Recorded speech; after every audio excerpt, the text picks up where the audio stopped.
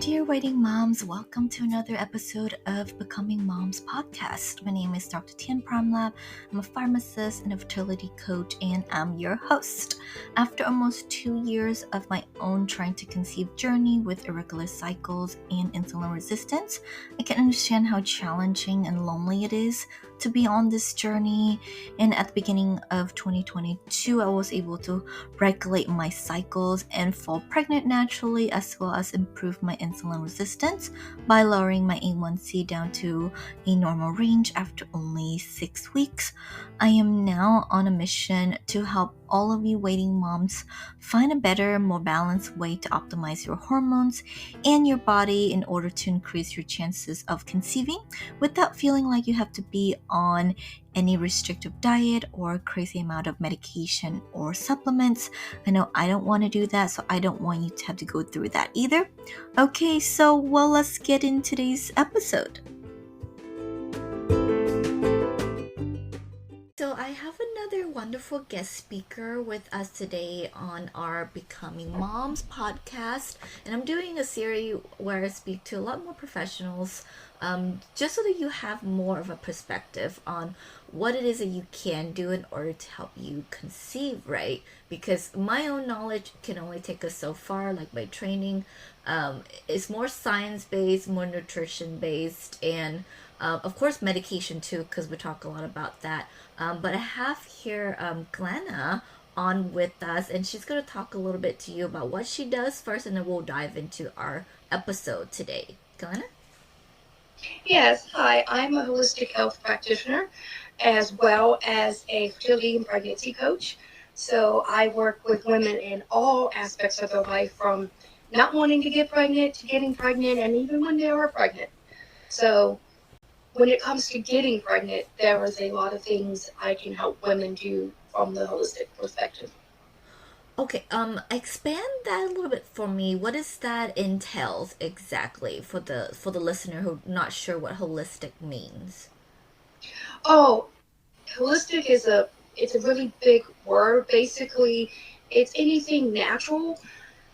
We don't leave out pharmaceuticals, but a lot of holistic practitioners dive into like herbalism and energy medicine and diet and lifestyle techniques, how exercise.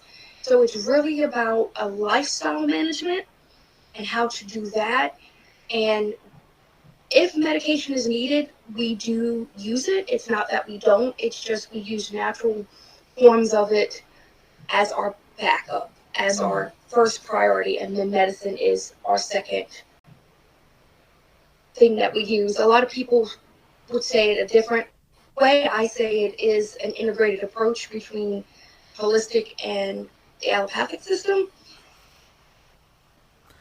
Right. Yes. So would that be more like herbs? 'Cause I know I have another coach that I'm on Instagram, and I talk to her a lot. So she uses herbs in her practice, and I don't know anything about that.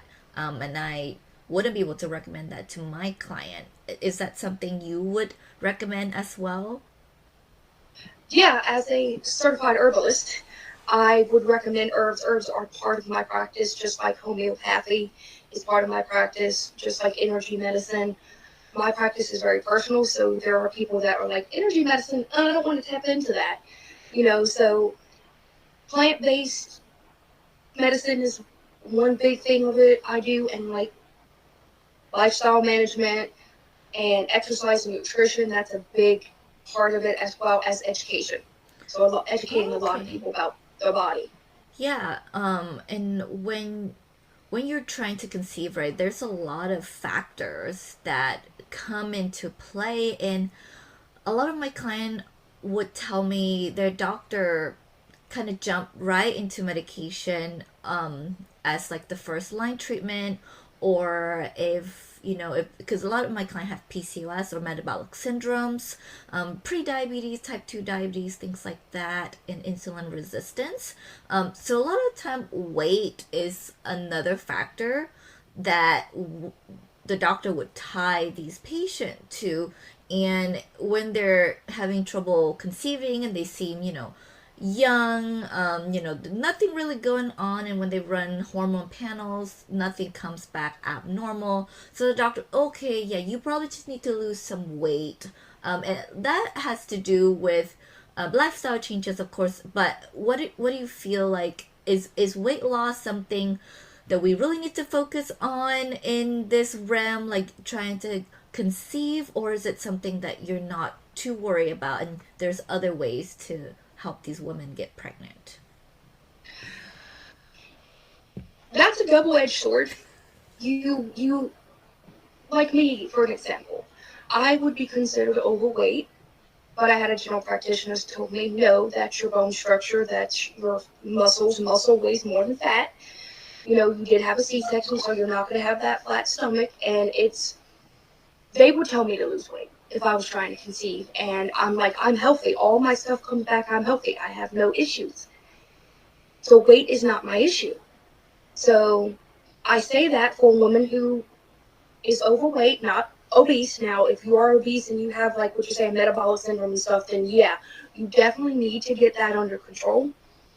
But if you're not and they're still trying to use medication, it's like, let's look at your lifestyle. Let's look at, are you exercising? Are you eating okay?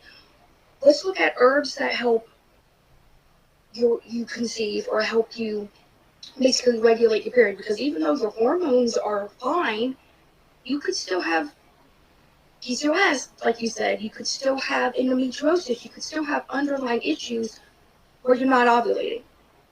Because even though the hormones on that panel is fine, but next month it might not be, because each period is different.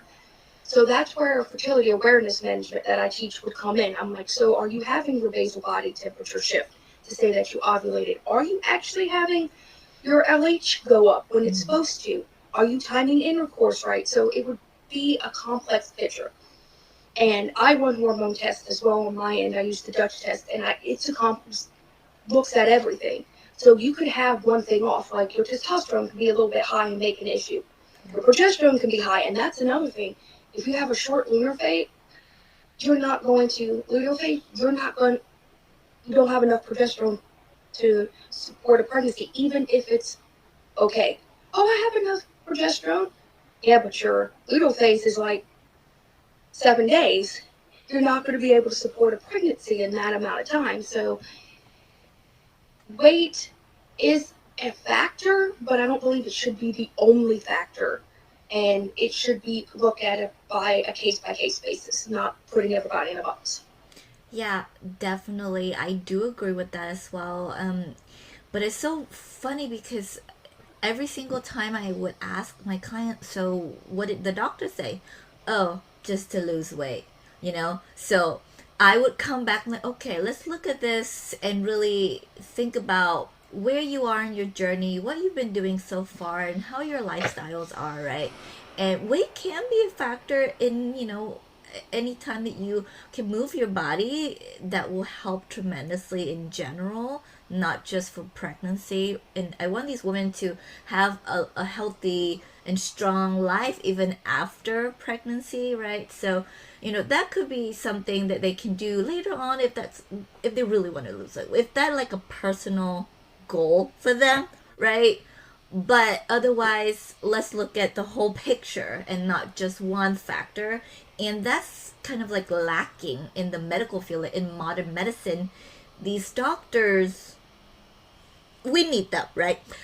They're trained to treat with medication or procedures and things like that.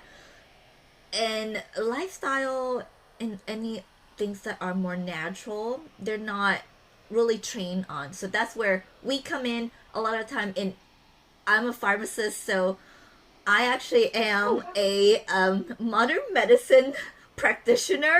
I practiced pharmacy for 7 years, but when I was trying to conceive on my own, medication, I didn't want to go in that route because I've been dispensing medication for 7 years to patients. I know the side effects, and I know sometimes they don't really work either. Like when you take Clomid or Letrozole, for example, these are the two medications that are really commonly used in trying to conceive to induce ovulation for a lot of my patients. And when you look at the research, only about 50% will work. And it doesn't really, it, they don't look into why they work either. Like these research, they're just giving you the numbers and the data. So like say 100 women tried it, 50 worked, 50 didn't. They just present the data to you. A lot of times the research don't delve into, okay, so why did it work for these particular people. They can only give you so much information, collecting data, because it's not a personal one-on-one connection when they do these studies. And they're volunteering, they're the women who are in the study, so it's not 100% that things will work for you. And you will know that if you talk to these women as well, because they'll tell me, oh, I've gone through like 6 cycles of Clomid and 5 cycles of letrozole, and they increase their dosage and it still didn't work, right? So what else can we do? And a lot of time I do look at also egg quality is another big factor. um, when they're not ovulating or when they are ovulating, like if you have normal cycles but you're not getting pregnant yet, like are you nourishing your body with the food and the things that will actually help you have a good quality egg, like mature egg, when you actually um, trying to time intercourse? Is that how you would see that too?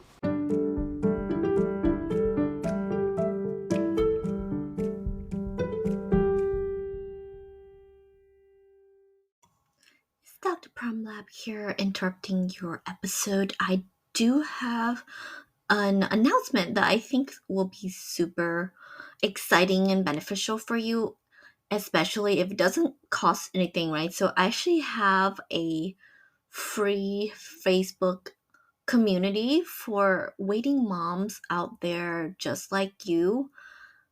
And this is where I provide a lot of extra additional free training in more in-depth details than I'm able to do here on the podcast. So we've actually had a training recently on insulin resistance, and I had a whole multiple ones on egg quality, what you actually need to be eating to improve your egg quality, things like that, like nutrition, what to eat, so much more too on there in this little community. And I do these training once a month in my free Facebook group that you can join that doesn't cost you anything. And you actually get to meet other waiting moms just like yourself to share the journey that you guys are on, and keeping each other supported, keeping each other accountable on doing all the things that will be so beneficial for you and your new baby, to help you really optimize your body and your hormones to be the perfect place for as a future home for your baby for the next 9 months, right? And these little trainings are designed to help you get pregnant even sooner than most people who wouldn't have access to these trainings, right? So when you enter the community, make sure though you answer my question before joining. I have a lot of people trying to join but don't answer any of my questions. I decline them immediately because I actually want this community to be exclusive for people who are serious about their condition, about their health, and about their trying to conceive journey. I want to be able to tailor this group into what would be the best for you. So these questions are meant to help me help you even more. So if you answer them and you'll get in immediately, right? It just shows me that you are serious about this journey and you're serious about your health, and you're not just here to look at information, but you're here to actually ready to learn, and you're ready to start that next chapter of your life and starting your pregnancy journey instead of just waiting and waiting and waiting to see when it will be your turn, right? And I know this really overwhelming and lonely sometime on this journey. That's why I create this free community, and I really hope that you decide to join us.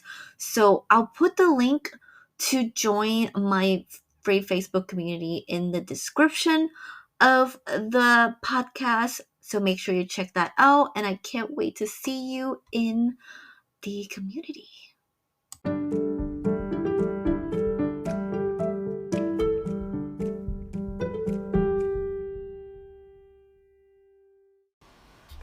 Yes, definitely. Egg quality, and also I would go ahead and I wouldn't say challenge you, but also put into perspective women who try to conceive. It's like 6 months to a year. I say you want to have a baby in 6 months. Let's go out for a year. Let's really look at lifestyle changes, and then after we know you have slowly did that, we know your cycle's fine, everything's good, then we can go ahead and start trying to conceive. And we would, in my practice, I also look at the male factor as well. I'm like, okay, you have everything normal.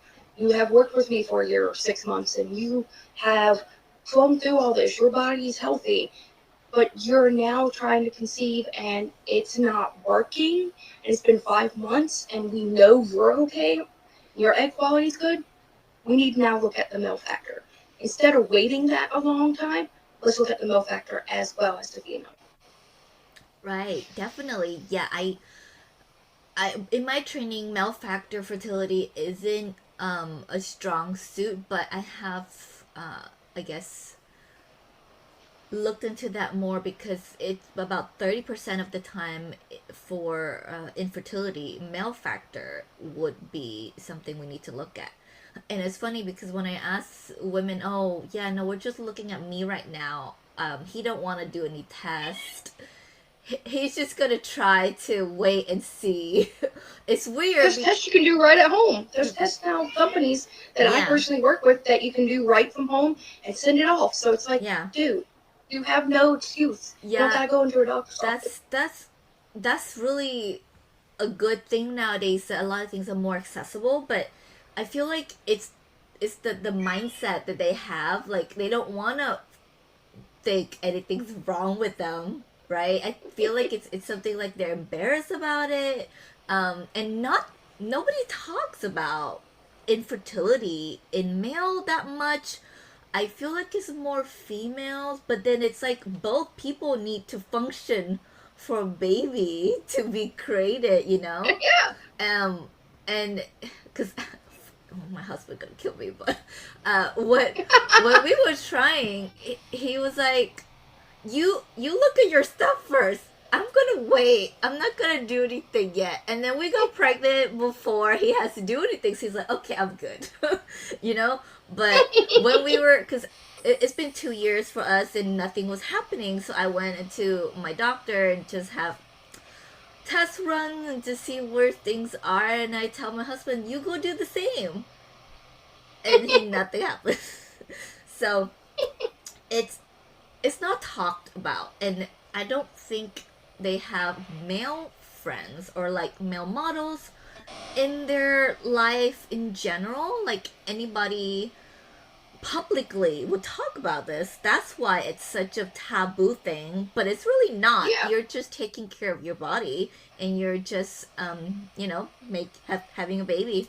So the more we talk about I don't think my husband would hate me for saying this, but I think he's a great person and a great example that I can be like, hey, male fertility factor, talk to me about the male body, even though I know about it. Let me talk to you about it. And he's like, yeah, let's do it. Oh, if we need to figure out something with me, that's cool. And he was fine with having that conversation even now as I keep learning about it. And he's like, yeah, that makes sense. And he's like, some men do talk about it within their male group. It's just where you are. Like him and his friends did. It was not something taboo. I think it's not in the media. Yeah. Fertility doctors and some fertility doctors I've seen, they do talk about it. But IVF clinics, it's always the female first. Then let's look at the male. It's like, no, let's look at the comprehensive picture here. Even if the male is fine, okay, but you should try to rule that out instead of then putting the woman through IVF cycles after IVF cycles, especially it being expensive and finding out it was a male factor. And that is disheartening for women, because women are very connected to their body. They're the one that grows the life. So every failed IVF attempt is painful for them. And this is what I have seen and heard. And I like to be that person in the middle. So if a couple comes to me and the woman has tried everything, I'm like, let's look at you, let's look at your husband, and I'm going to run the hormone panel so that if you need IVF, because whatever is the issue, you need that, you have all that information to take to the fertility clinic, and it will cut your bill in half, because you can already say, I regular ovulate, I track my cycle, he's had a test, we'll both find what's going on, Yeah, and they can go from there. that's really good because I was going to say also when they jump into IVF, it's always the women that has to carry the weight. And a lot of the time, just in general, in your fertility journey, is there a kitten over there? Um, Yeah, my cat, okay. she's like, That's okay. Oh, she's so cute. Um, I was gonna say, even not in IVF, like if you're just in general trying medication, like Clomid and things like that, it's always the women that carries the weight of the fertility journey if they're having difficulty. I feel like at least when I was trying, I just had all this pressure on myself that my body is failing. We're not creating a baby like we're supposed to be. And then people will be asking me, oh, when are you gonna have a baby, at like family gathering, especially with the holidays nowadays. I remember probably a couple of years ago my uncle would ask me, oh, are you trying for a baby yet? And um I was like, yes. I don't know what else to say, and we already been through multiple disappointments and it's been a while, so it's hard for us definitely, and I just wish a lot more media would cover these things. And I know nowadays people do speak out about it. I think like the celebrities, if they're having any kind of difficulty or hardship, they'll share their stories, which is really good for us commoner to know about, like just to feel more comfortable with talking about it. Like that's all we need really, like to talk about it and be able to not feel shame or judgment when you speak about these topics. Um, Even when I was talking to my mom when I was trying to conceive, it didn't seem like we were connecting that much because she didn't have the same issue when she was having me and my sister, but that was like the 90s and she was super young. So her body was way different than mine. I was trying to conceive in my 30s, right? So people try to conceive later and later nowadays, and your egg quantity do go down with age as well. And um, from your perspective, is there a way that we can kind of help prolong that biological clock at all? Because I know science-wide, they don't say anything, but is there I anything? don't think there's any way we can actually do that. And the issue with that is there are studies that have come out, and there's a book that came out. I think it came out in the 2000s, late 90s. I can't exactly remember. But women's egg quality and their quality of their eggs are actually their fertility of a 20-year-old is of a 30-year-old. Hmm. Men's male factory is going down, where the quality of male factors in their 20s are like a 30-year-old. It's because of our lifestyles. It's because of the toxins and everything like that. So if you're 30 years old, let's say you still have the quality of a 30-year-old, right? But your egg quality, like you said, is going down. And if you have been around a lot of pesticides, you've not eaten really good, you haven't taken care of yourself, your quality of your eggs are 30. Yeah, but there might be a couple of those that are 40. And that's where genetic testing is really a factor. And if my client wanted that, I would be like, okay, let's do genetic testing. Let's look at a genetic counselor. Let's Yeah. see if there's any genetic things that are an issue. But we can take care of ourselves and take the time to really look at our bodies and see if certain areas can be taken care of, and know that age is a factor. yeah, we can have a baby in our 40s, but as you go, more disabilities are an issue. Hmm. Yes. With my training, like the older you are, there are complications with pregnancy in general, and we all know that. So they're considered a high risk pregnancy when you do get pregnant. So a lot of things has to come into play for you to have this baby later on in life. We're not saying it's not possible, like, at all, right? There's a way for you to get pregnant. I truly believe in that when I start my journey with my client. And a lot of time we kind of manage their expectation, but then we also need to give them that hope. And it's not false hope, because I do believe that we are doing everything we can for you to meet your baby. And that includes medication if needed, supplements if needed. But I think the main thing, like we've been saying, is lifestyle and nutrition, nourishment, because those things really affect your egg quality. And I feel like nobody really talk about egg quality. A lot of people talk about ovulation and inducing ovulation, but like, even if you're making an egg, if it's not a good egg, you're not gonna be able to have that fertilization Yeah. and then attachment to your uterus, and all of this other biology things will have to come into play. But like, the first thing you need is a mature, good egg quality, right? Yeah, and even in IVF, if they take 5 eggs out, maybe one or two is the only one that's really good. Same with the sperm count. And I think celebrity, and I'm not knocking on celebrities, they are good, but a lot of them, Kim Kardashian and other women, could not handle pregnancy anymore, but they wanted to have kids, surrogacy. So it's like, that is, if I can't have the baby and hold it, then I can just give my egg to a surrogate. And it's like, not everybody has the money for that. So it's like making that false hope of, oh, even if I can't hold the baby, I can have a surrogate. It's like, if you have the money, good for you. If you don't, then that's another shame women feel. It's like, I don't have the money for a surrogate, so I went through 5 rounds of IVF. I don't can't pay for it anymore. I'm not going to have a baby. So being able to have that grieving process and being like, okay, I can't try anymore in the IVF process, because IVF is kind of last hope if you can't do it naturally, and then it's surrogacy. But if you can't do that, then that's the end for you. Mm-hmm. And I've seen women who have decided not to have kids after going through IVF process, like, it's not worth it. And I feel for them, because they're like, I had to give up being a parent. But let's not forget adoption. Yeah. Adoption is out there, and I think that's overshadowed as well.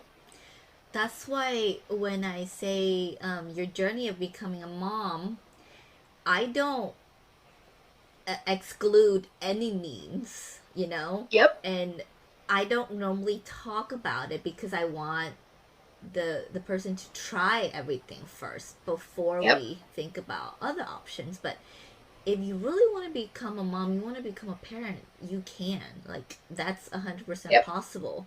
You just need to figure out what's right for you, what you can do, and what isn't up your alley, right? And there's means to everything. Then I was gonna ask you as well, if people want to reach out to you, like, how do you take client? Is it more like a local thing? Where are you located? Actually, I don't think I've asked that. No, I'm located in the on the East Coast in West Virginia, and no, I see clients locally. I see clients all over the place. I will take a client from England. I will take a client from California. I don't do that, and I keep myself open-ended for clients. I'm on Facebook. I'm on Instagram. I have my own website, and they can easily book a call with me. My first 2 calls are free, my 15-minute call and my consultation after that, where we deep dive.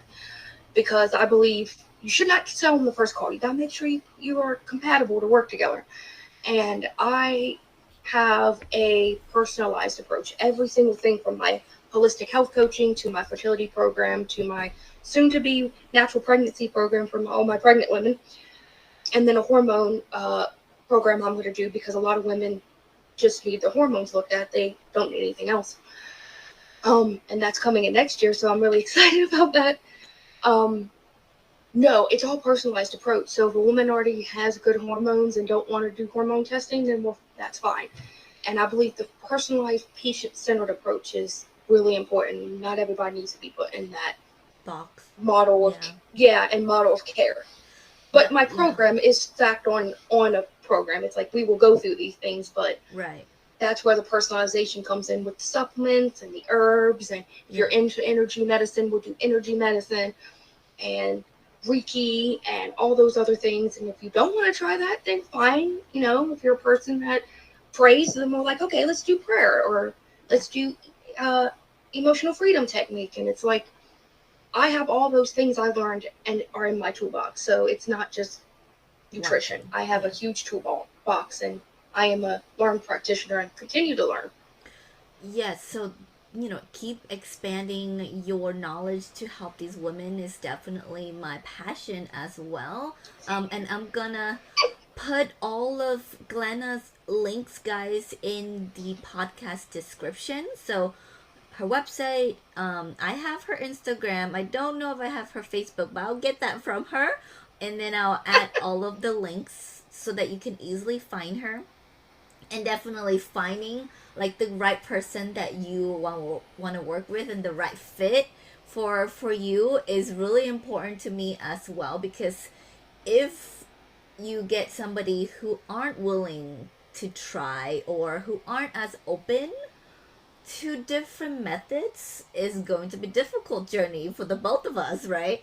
And then if somebody who needs help but who doesn't want help, maybe, then we can't really help them either. That's why we provide you these free resources, and she has a couple of consultations you can book with her without any charge. Because actually, I heard from somebody who told me a fertility clinic was going to charge her $600 just for the first consultation.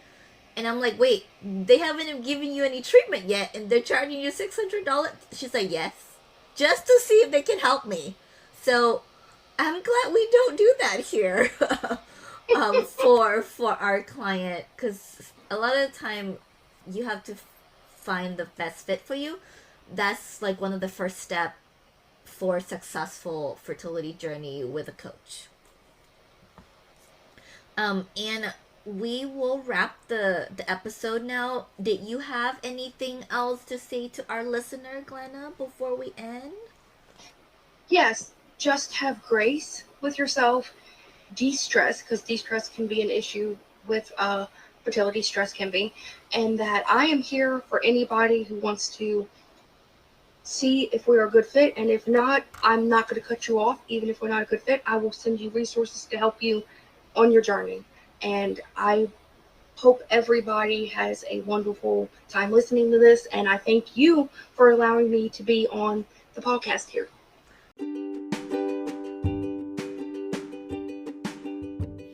Well, that's all for today's episode of Becoming Moms. I hope you really enjoyed it and you found it helpful. And if you resonate with everything that I talked about today and you feel like you want to learn more, you want to learn how to truly create sustainable changes that will ensure that you will be able to effortlessly fall pregnant and find freedom from dieting, freedom from killing yourself over at the gyms days in and days out, freedom from all those medication and supplements that you're currently on, so you can stop worrying about your future and stop worrying about if you ever become a mom and start enjoying your baby making journey again. Start living your dream as your reality, right? That probably is just going to have the family that you've always wanted, instead of constantly living fear and feel stuck on your trying to conceive journey. Then I really invite you to connect with me. I want to get to know you better, and I want to show you how I can make all of that happen for you, right? We'll actually chat for 45 whole minutes where we'll hash out a strategic plan to help you see that regulating your cycles and ovulation isn't all that impossible anymore. But I'll only want you to reach out if you feel like you are 110% committed to your health and that you are ready to take massive action to make it happen, okay? Because we can both talk and talk until we're both blue in the face, but if you are not willing to invest in your health, not willing to invest in yourself, then nothing we can say can really change anything, right? So if you really think that is you and you are ready to see where your powerful self can really take you, then all you gotta do is go to drpromlatwellnesscorner.com/apply and book a free roadmap call with me.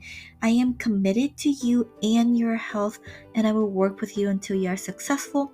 During the session, we will evaluate where your strengths are and what's currently working for you, and then we'll take a look at what we can improve upon, as well as mapping out a plan for you to get there.